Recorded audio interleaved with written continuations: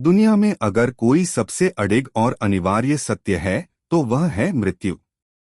कोई कितना भी ज्ञानी हो, कितना भी शक्तिशाली या धनी, मौत से बच नहीं सकता। लेकिन जब कोई हमें छोड़कर चला जाता है तो सवाल सिर्फ यह नहीं उठता कि वह कहाँ गया।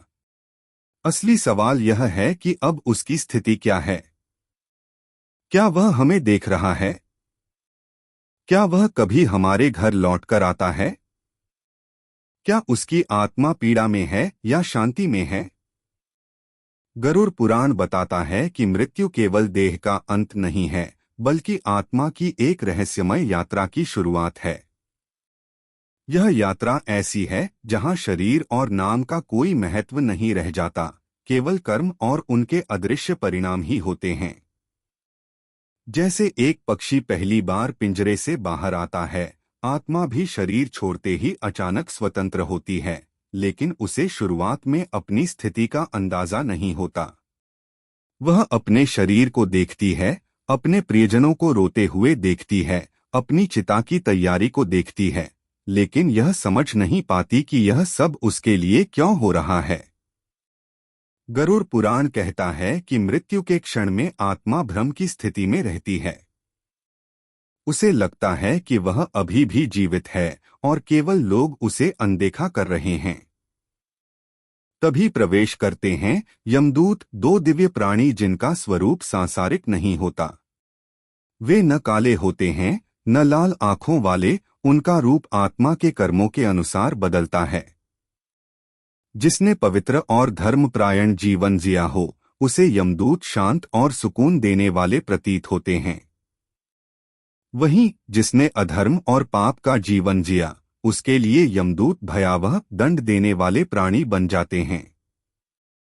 मृत्यु के बाद ये यमदूत आत्मा को तुरंत यमलोक नहीं ले जाते।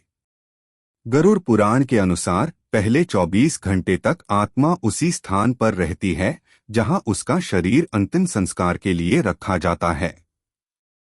यह समय इसलिए महत्वपूर्ण है क्योंकि यही वह पल है जब आत्मा अपने कर्मों का पहला दर्शन करती है।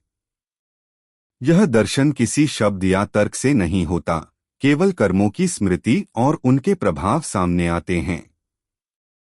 जो कर्म आपने भूल गए, जिन्हें आपने नजरअंदाज किया, छोटे झूठ, मजाक या चोरी को हल्के में लिया, अब वह सब स्पष्ट रूप में आत्मा के सामने खड़ा होता है। यह कोई दंड नहीं है, यह प्रकाश है। आत्मा खुद को वैसे ही देखती है जैसे वह वास्तव में थी। चिता की अग्नि जल रही होती है, लेकिन आत्मा उसे नहीं देखती। वह अपने कर्मों की आग को देखती है, यह देखती है कि किसके लिए उसने आंसू बहाए, किसके लिए दुख दिया। गरुड़ पुराण यह भी कहता है कि अंतिम संस्कार के समय आत्मा अपने प्रियजनों के बेहद पास होती है। वह उनके विचार और दुख महसूस कर सकती है, लेकिन कुछ कर नहीं सकती। यह सबसे बड़ी पीड़ा है, जैसे एक माँ देखती है कि उसका बेटा रो रहा है, लेकिन उसे छू नहीं सकती। एक पत्नी देखती है कि उसका पति उसके कपड़े समेट रहा है, लेकिन उसे रोक नहीं सकती। इसलिए संस्कार, प्रार्थना और मौन का समय आत्मा के लिए अत्यंत महत्वपूर्ण माना जाता है। यदि इस समय पर परिजन शांति और भक्ति से कर्म करें तो आत्मा को मार्गदर्शन मिलता है। जब चिता की आग धीरे धीरे बुझने लगती है और रात ढलती है, यमदूत धीरे से आत्मा को कहते हैं, अब चलो, तुम्हें अपने कर्मों का मार्ग दिखाना है। और तब आत्मा उस घर को एक आखिरी बार देखती है जहां उसने जन्म लिया था, जहां हंसी और मोहब्बत थी, जहां झगड़े हुए थे। वह घर अब केवल स्मृति बन जाता है। और इसी क्षण से शुरू होती है आत्मा की 31 दिन की रहस्यमय यात्रा। यमदूत उसे उस सूक्ष्म मार्ग पर ले जाते हैं जहां कोई भौतिक शरीर नहीं होता, न कोई नाम रहता है, सिर्फ स्पंदन, आवृत्ति और कर्मों की गंध होती है। गरुड़ पुराण बताता है कि आत्मा को सीधे यमलोक नहीं ले जाया जाता। पहले 13 दिन आत्मा पृथ्वी लोक के आसपास ही रहती है। इस दौरान वह अपने घर में, अपने प्रियजनों के बीच अदृश्य रूप से मौजूद रहती है। वह देखती है कि कौन उसके जाने से टूट गया है और कौन केवल दिखावे का आंसू बहा रहा है। वह जान लेती है कि किसने उसे वास्तव में प्रेम किया और किसने उसके जाने का इंतजार किया। ये 13 दिन पिंडदान, तर्पण और श्राद्ध के माध्यम से आत्मा के लिए शुद्धि के रूप में माने जाते हैं। गरुड़ पुराण में कहा गया है कि यदि इस समय घर वाले सच्चे मन से उसकी शांति के लिए प्रार्थना करें तो आत्मा को दिशा और मार्गदर्शन मिलता है। लेकिन यदि घर में कलह, अश्रद्धा या उपेक्षा हो तो आत्मा भ्रमित हो जाती है। वह बार बार लौटती है अपने बिस्तर के पास, अपने कपड़ों के पास, उस तस्वीर के पास जिसमें वह कभी मुस्कुराई थी। मृत्यु के बाद आत्मा को उसके कर्मों के अनुसार 3 मार्गों में से एक पर भेजा जाता है। आर्च मार्ग, यह मार्ग उन आत्माओं के लिए खुलता है जिन्होंने धर्म, तप और सत्यनिष्ठा का जीवन जिया हो। इसे स्वर्ग मार्ग या देवयान मार्ग भी कहा जाता है। इस मार्ग से आत्मा ऊर्ध्वलोक की ओर जाती है, जहां सुख, शांति और दिव्यता का अनुभव होता है। धूम मार्ग, यह वह मार्ग है जहां आत्मा पितृलोक की ओर जाती है। इस मार्ग पर आत्मा को मध्यवर्ती स्थिति मिलती है, न अत्यधिक पुण्य न अत्यधिक पाप। यहाँ वह विश्राम करती है, अगली यात्रा या पुनर्जन्म की प्रतीक्षा में। उत्पत्ति विनाश मार्ग, यह मार्ग उन पापी आत्माओं के लिए है जिन्हें कठिन दंड भोगना होता है। इसे नरक मार्ग कहा जाता है। लेकिन इन तीनों मार्गों तक पहुंचने से पहले आत्मा को एक खतरनाक पड़ाव पार करना होता है, वैतरणी नदी। गरुड़ पुराण इस नदी का वर्णन अत्यंत भयावह रूप में करता है। यह कोई साधारण नदी नहीं है, बल्कि यह आत्मा की परीक्षा की नदी है। यहाँ आत्मा को अपने कर्मों की धारा में स्वयं उतरना होता है। जिसने जीवन में दान, सेवा और सत्कर्म किए हों, वह आत्मा इस नदी को पार कर जाती है, जैसे कोई संत गंगा में स्नान करता है। लेकिन जिसने अधर्म, लोभ, हिंसा या मिथ्या आचरण किया हो, वह आत्मा वैतरणी में फंस जाती है। गरुड़ पुराण बताता है कि पापी आत्मा के लिए यह नदी रक्त, कीचड़ और कीटाणुओं से भरी होती है। उसके जल में रहते हैं भूखे मगरमच्छ, भयंकर सांप और ऐसे जीव जिनकी आंखों से आग निकलती है और मुख से शाप। वैतरणी में प्रवेश करते ही आत्मा को ऐसा लगता है जैसे सूर्य की 12 किरणें एक साथ उसके ऊपर जल रही हों। वह चीखती है, लेकिन कोई उसे नहीं सुनता। उसके शरीर पर अब मांस नहीं रहता, सिर्फ स्मृति होती है। लेकिन वैतरणी की लहरें उस स्मृति को चीरते हुए उसे घसीटती हैं। जो आत्मा इस वैतरणी को पार नहीं कर पाती, वह यमलोक तक नहीं पहुंच पाती, बल्कि अधर में अटक जाती है। इसलिए गरुड़ पुराण बार बार यही संदेश देता है कि जीवन में गाय, ब्राह्मण, पवित्र जल और वास्तविक सेवा का महत्व समझो, क्योंकि यही चीजें वैतरणी के समय आत्मा की नाव बनती हैं। जब आत्मा किसी तरह वैतरणी नदी को पार कर लेती है, तो वह पहुंचती है उस स्थान पर जहां यमराज की सभा होती है। यह कोई सामान्य द्वार नहीं होता, बल्कि एक ऊर्जा चक्र है, जिसमें आत्मा की गति अचानक ठहर जाती है। उसके सामने विशाल भवन खड़ा होता है, जिसके स्तंभ समय के होते हैं और दीवारें कर्मों की कहानी कहती हैं। यहीं आत्मा का मूल्यांकन किया जाता है। गरुड़ पुराण बताता है कि यमराज केवल न्याय करने वाले नहीं हैं। उनका स्वरूप तेजोमय है, करुणामय है और वह आत्मा के अंदर झांक सकते हैं। उनका स्वरूप शांत और गंभीर होता है, न कि क्रोधी या भयभीत करने वाला। जब आत्मा उनके सामने लाई जाती है, तो वह अकेली नहीं होती। वहां चित्रगुप्त भी होते हैं, जिनके पास आत्मा के सभी कर्मों का पूरा लेखा जोखा होता है। यह कोई साधारण किताब नहीं, बल्कि वह आत्मा के भीतर छिपे विचार, इच्छाएं और अधूरी क्रियाएं भी दर्ज करती है। जो तुमने केवल सोचा, पर कभी व्यक्त नहीं किया, जो चाहा, पर किया नहीं, सभी वहां अंकित होते हैं। चित्रगुप्त के सामने आत्मा का पूरा जीवन खुलता है और आत्मा अपने ही कर्मों के न्याय की प्रतीक्षा करती है, बिल्कुल वैसे जैसे कोई अपराधी अपने किए पर विचार करता है। गरुड़ पुराण कहता है कि यहाँ पाप और पुण्य केवल संख्या में नहीं, बल्कि गहराई में मापा जाता है। एक बार पूरे प्रेम से किया गया एक दान हजारों छोटे पापों को धुल सकता है, जबकि रोजाना पूजा करने वाला यदि अहंकार में डूबा रहा तो उसका पुण्य फल नहीं देता। यहाँ कोई छल या तर्क काम नहीं आता, केवल सत्य ही मायने रखता है। फिर निर्णय लिया जाता है कि आत्मा को किस दिशा में भेजा जाएगा, स्वर्ग, पितृलोक या नरक। यदि आत्मा अत्यंत पुण्यशील रही हो तो यमराज स्वयं उठकर उसे देवदूतों के साथ स्वर्ग के द्वार तक भेजते हैं। वहां अप्सराएं उसका स्वागत करती हैं और आत्मा दिव्य प्रकाश में विलीन हो जाती है। लेकिन यदि आत्मा ने पापों से भरा जीवन जिया हो तो उसके सामने नरक का मार्ग खुलता है। गरुड़ पुराण कहता है कि नरक कोई एक स्थान नहीं, बल्कि अनेक लोक हैं, प्रत्येक विशेष पाप के अनुसार एक विशिष्ट दंड प्रदान करता है। तामिश्र नरक वे लोग जो दूसरों की संपत्ति हड़पते हैं, भाई का हिस्सा छीनते हैं या किसी स्त्री का शोषण करते हैं। यहाँ आत्मा को लोहे की रस्सियों से बांधकर घने अंधकार में रखा जाता है, जहाँ समय, ध्वनि और चेतना सब छीन ली जाती है। अंधता मिश्र, झूठे वचनों से दूसरों को धोखा देने वाले, विशेषकर गुरु शिष्य या जीवन साथी के रिश्तों में। यहाँ आत्मा बार बार गिरती, टकराती और चेतना खोती रहती है। रौरव नरक, जो हिंसा करते हैं या जानबूझकर दूसरों को पीड़ा देते हैं। यहाँ उबलते तेल, दहकती अग्नि और कांच जैसे पत्थरों से भरी पीड़ा दी जाती है।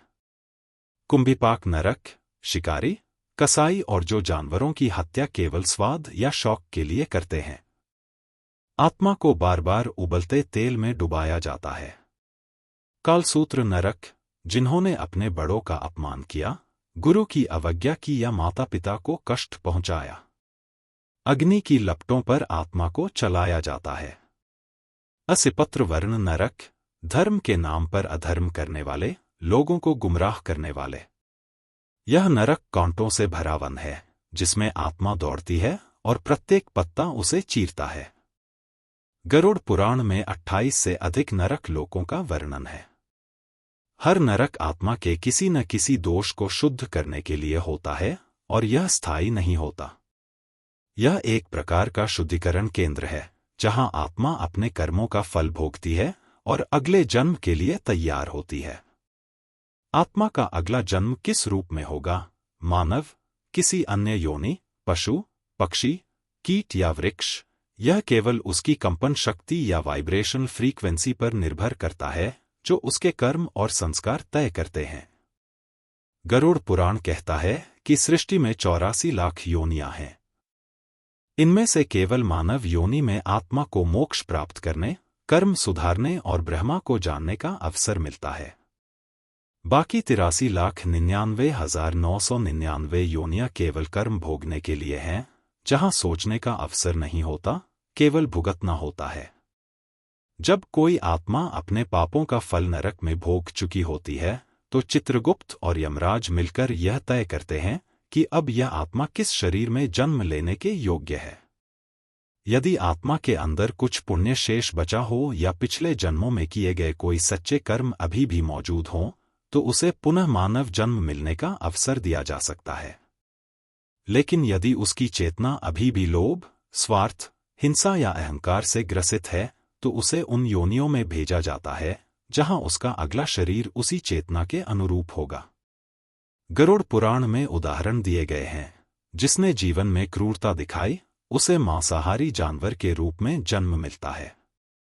जिसने लोभ किया, वह कीट, चूहा या भिक्षुक पक्षी बन सकता है। जिसने कामुकता में अपनी चेतना खो दी, वह कुत्ता, सुअर या अन्य नीच योनियों में जाती है। और जिसने धर्म का अपमान किया या गुरु का अनादर किया, उसे पत्थर, पेड़ या अन्य निर्जीव वस्तु के रूप में स्थिर कर दिया जाता है। लेकिन जो आत्मा एक बार भी सच्चे हृदय से सेवा, दया या प्रेम का अनुभव कर चुकी है, उसे मानव शरीर प्राप्त करने का अवसर अभी भी मिल सकता है। गरुड़ पुराण बताता है कि कुछ आत्माएं नरक के भय से नहीं डरती, क्योंकि वे सोचती हैं कि दंड भोगने के बाद सब समाप्त हो जाएगा। सच्चा भय उन आत्माओं का होता है जो न तो नरक में पूरी तरह प्रवेश कर पाती हैं और न ही पुनर्जन्म ले पाती हैं। ऐसी आत्माएं अधर में अटक जाती हैं और भूत, प्रेत या पिशाच योनि में भटकती हैं। ये आत्माएं न शरीर त्याग सकती हैं और न ही नया शरीर प्राप्त कर सकती हैं।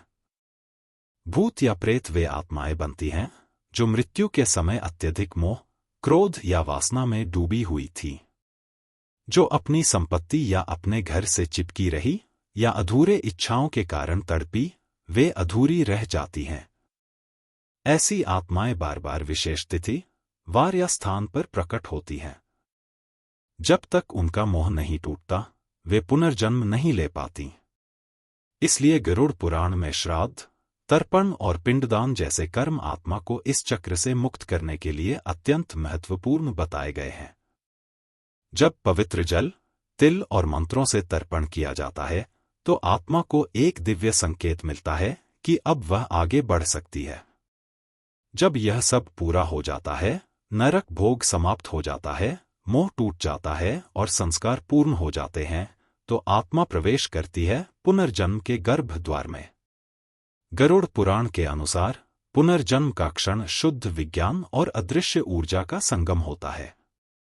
जब आत्मा किसी गर्भ को चुनती है, तो वह केवल माता पिता नहीं चुनती, बल्कि उस कर्म भूमि को चुनती है जहां उसे अगला पाठ सीखना है। जैसे ही आत्मा माता के गर्भ में प्रवेश करती है, वह अपने पिछले जन्म की स्मृति भूल जाती है। क्यों? क्योंकि अब वह फिर से माया के आवरण में प्रवेश कर चुकी होती है। गर्भ में आत्मा केवल शरीर नहीं लेती, बल्कि अपने पुराने कर्म, अधूरी इच्छाएं और संस्कार भी साथ लाती है। गर्भ में आने के पहले ही वह जानती है कि यह जीवन उसे क्यों मिला है। वह जानती है कि कौन उसका पिता होगा, कौन उसकी माता और किस प्रकार के सुख दुख का सामना करना पड़ेगा। गरुड़ पुराण कहता है कि गर्भस्थ आत्मा पूरी तरह चेतन होती है और माँ के हर भाव को महसूस करती है, उसका प्रेम, उसका डर, उसका भोजन, उसका ताप। यहाँ तक कि माँ के बोले शब्द गर्भस्थ आत्मा के मन पर अमिट छाप छोड़ते हैं। इसलिए गर्भावस्था में माता को भागवत, रामायण, गीता या सत्संग सुनाना चाहिए, जिससे आत्मा को दिव्य संस्कार मिल सके। गरुड़ पुराण के अनुसार गर्भस्थ आत्मा प्रतिदिन जन्म वरण मंत्र का जप करती है। नाहम देहो ना मे देव बुद्धिर आत्मा ना छात्माना कर्मना जायते जंतु कर्मना एव विल्यते। अर्थात, मैं यह शरीर नहीं हूं, ना यह बुद्धि मैं हूं, मैं आत्मा हूं। कर्मों के कारण जन्म लेता हूं और उसी कारण विलीन होता हूं, यह आत्मा का जागरण होता है। गर्भ के 9 महीनों में आत्मा धीरे धीरे अपने पिछले जन्म की छाया से बाहर निकलती है। अंतिम महीनों में जब उसका शरीर सघन हो जाता है, तो आत्मा भयभीत हो जाती है। उसे लगता है कि फिर से जाल में फंस रही है। ठीक जन्म से पहले वह सब कुछ याद कर लेती है, अपने पिछले जीवन की अंतिम सांस, मृत्यु की पीड़ा, किए गए अच्छे बुरे कर्म और प्रियजनों के चेहरे। तब आत्मा ईश्वर से एक वादा करती है, प्रभु, इस बार मैं तुम्हें नहीं भूलूंगा। इस बार मैं मोह में नहीं बंधूंगा। मैं सत्य को पहचानूंगा और अपने जीवन का उद्देश्य पूरा करूंगा। लेकिन जैसे ही आत्मा जन्म लेती है, उसकी पहली सांस और पहला रोना माया का आवरण उसके ऊपर गिर जाता है। उसे दूध चाहिए, फिर खेल, फिर खिलौने, फिर अहंकार और धीरे धीरे वह वादा भूल जाती है जो उसने प्रभु से किया था। गरुड़ पुराण कहता है कि यही विस्मरण संसार का सबसे बड़ा जाल है। जन्म केवल शरीर लेने की क्रिया नहीं, बल्कि आत्मा की पुनः परीक्षा का आरंभ है। जो आत्मा इस बार अपने भीतर किए गए वचन को याद रखे और माँ बाप, समाज और लोभ के बीच भी अपने वास्तविक कार्य को पहचाने, वही अपने जीवन का उद्देश्य पूरा कर सकती है। वही आत्मा इस जन्म में मोक्ष की ओर बढ़ती है। लेकिन यदि वह फिर से मोह, भोग और भ्रम में डूब जाती है, तो उसे पुनः मृत्यु और पुनर्जन्म के चक्र से गुजरना पड़ता है। गरुड़ पुराण बार बार चेतावनी देता है कि यदि मानव जन्म मिलने के बाद भी आत्मा अपनी चेतना में जागृत नहीं होती, तो अगली बार उसे पशु, पक्षी या कीट के रूप में जन्म लेना पड़ेगा। इसलिए मनुष्य का जन्म अत्यंत दुर्लभ और मूल्यवान माना गया है। यह केवल उन आत्माओं को मिलता है जो अनगिनत योनियों में भटकने के बाद कभी तपस्या, कभी तड़प और कभी तिरस्कार का अनुभव कर चुकी हों। लेकिन गरुड़ पुराण यह भी स्पष्ट करता है कि केवल जन्म लेना पर्याप्त नहीं है। अब आत्मा को अपने कर्मों का फल भोगना होता है। वह फल, जिसे उसने पिछले जन्मों में बोया, अब इस जीवन में अंकुर बनकर उगता है। इसे शास्त्रों में प्रारब्ध कहा जाता है। प्रारब्ध वह कर्मफल है जिसे कोई टाल नहीं सकता, ना साधना से, ना व्रत से, ना तीर्थ से। इसी कारण एक बच्चा जन्म लेते ही विकलांग हो सकता है, कोई निर्धन या अनाथ पैदा होता है, और किसी को जन्म से ही राजयोग, धन, मान, सौंदर्य और प्रतिभा मिलती है। गरुड़ पुराण कहता है कि यह सब संयोग नहीं, बल्कि पूर्व जन्म के संस्कार हैं। जिसने पिछले जन्म में तप, दान और सेवा में लीन होकर जीवन बिताया हो, वह इस जन्म में सौंदर्य, प्रतिभा और सहज भक्ति के साथ आता है। और जिसने अधर्म, छल, घृणा, अभिमान या अत्याचार किया हो, वह इस जन्म में किसी न किसी रूप में पीड़ा अनुभव करता है।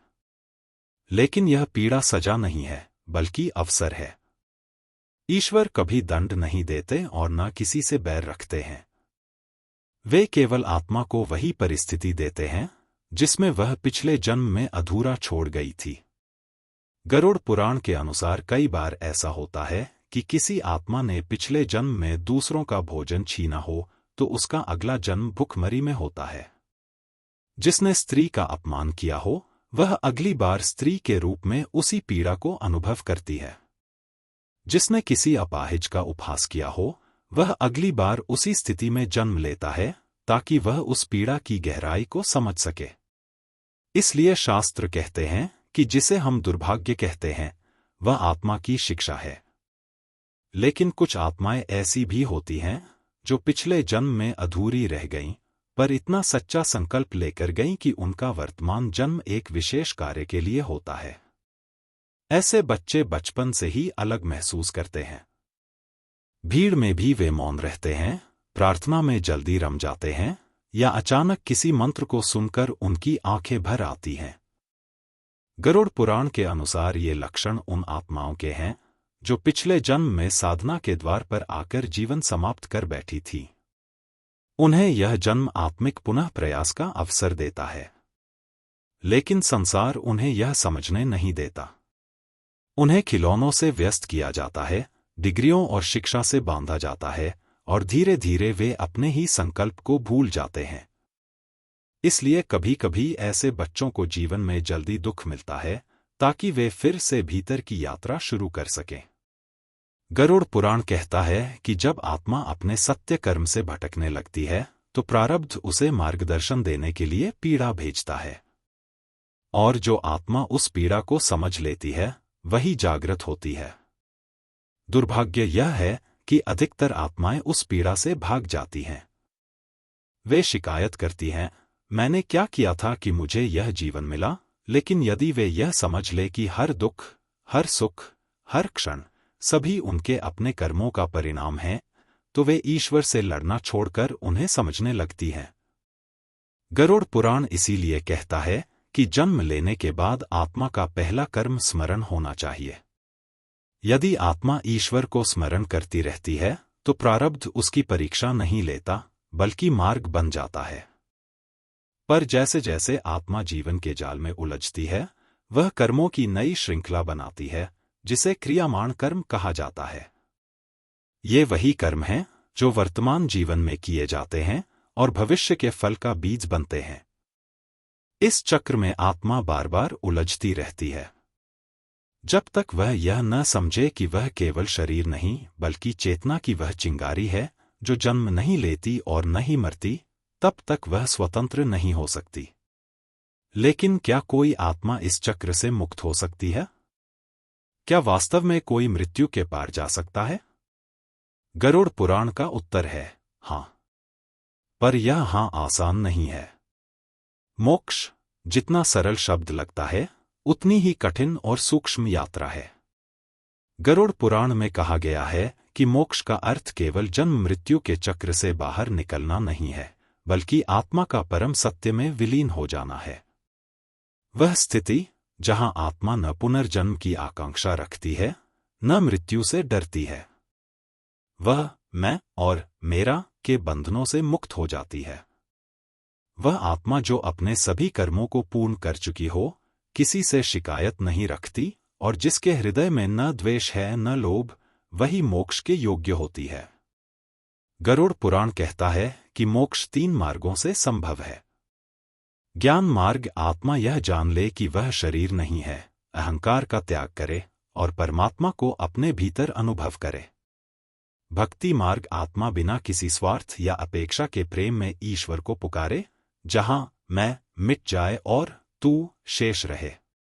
कर्म मार्ग हर कर्म ईश्वर को अर्पित हो, बिना फल की इच्छा या पहचान की कामना।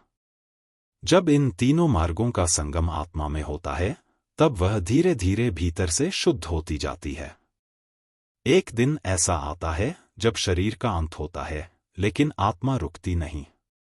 ना यमदूत आते हैं, ना वैतरणी पार करनी पड़ती है, ना नरक, ना स्वर्ग, ना पुनर्जन्म। केवल एक शांति और दिव्य प्रकाश प्रकट होता है। गरुड़ पुराण कहता है कि मोक्ष प्राप्त आत्मा को देवदूत लेने आते हैं और ब्रह्मलोक की ओर ले जाते हैं। वहां कोई प्रश्न नहीं होता, कोई निर्णय नहीं, कोई न्याय नहीं, केवल मौन। वह मौन जिसे शास्त्र शिव कहते हैं। आत्मा उस मौन में प्रवेश करती है, जैसे बूंद समुद्र में गिरती है। वह अपनी स्वयं की पहचान खोती नहीं, बल्कि पूर्णता में विलीन हो जाती है। ऐसी आत्माएं कभी वापस नहीं लौटती, क्योंकि उन्होंने जान लिया होता है कि संसार केवल लीला है और अब वे उस लीला में पात्र नहीं, बल्कि साक्षी बन चुकी हैं। लेकिन मोक्ष प्राप्त आत्मा कोई विशेष व्यक्ति नहीं होती। वह हम में से कोई हो सकती है, वह जो एक दिन रोया, टूट गया, भटका, लेकिन जिसने अंततः अपने भीतर उस प्रकाश की किरण को पहचान लिया जिसे आत्मा कहते हैं। तो मित्रों, मृत्यु केवल शरीर का अंत नहीं है। यह आत्मा की यात्रा का पुनः आरंभ है, वैतरणी से यमलोक तक, फिर पुनर्जन्म और प्रारब्ध और वही मोहमाया।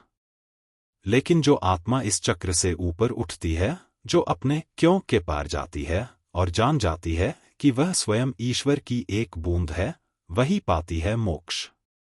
और यही अंतिम सत्य है, जिसके बाद जानने की कोई आवश्यकता नहीं रहती। आपका आभार कि आपने इस संपूर्ण यात्रा को अंत तक सुना। यह केवल जानकारी नहीं, बल्कि आत्मिक स्मरण था। यदि इस कथा ने आपके हृदय को स्पर्श किया, तो इसे किसी और आत्मा तक भी पहुंचाइए।